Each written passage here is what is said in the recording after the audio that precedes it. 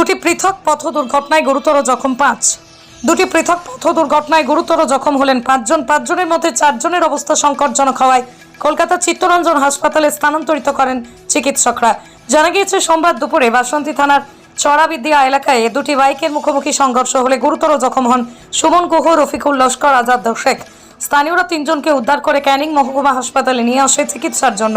পরে তাদের শারীরিক অবস্থার অবনতি হলে কলকাতায় স্থানান্তরিত করেন চিকিৎসকরা। অন্যদিকে এদিন সন্ধ্যায় বাইক অটোর মুখোমুখি সংঘর্ষ হয় ক্যানিংয়ের মিঠাখালী এলাকায়। ঘটনায় গুরুতর জখম হয় আতিকুল মোল্লা ও আমি। এখন ভোলা মহেশ্বর এন্টারপ্রাইজ আপনার কাছে সমস্ত ধরনের বিশুদ্ধ পানীয় জলের ফিল্টার সুলভ মূল্যে বিক্রয় করা হয়। আমির আলী মোল্লার অবস্থা সংকটজনক হলে কলকাতায় স্থানান্তরিত করেন চিকিৎসকরা। গাড়িটা মানে পাস করতে গিয়ে অটো আসলো, অটো এসে মেরেছে। তোমরা দুজনে বাইকে ছিলে?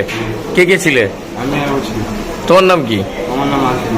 আর যে ছিল ওর নাম? ওর নাম আমির। হয়েছে কোথায়? নিতে গেল। তারপর কি অটোটা পালিয়ে গেল? না না, অটো সব গাড়ি ওখানে আছে।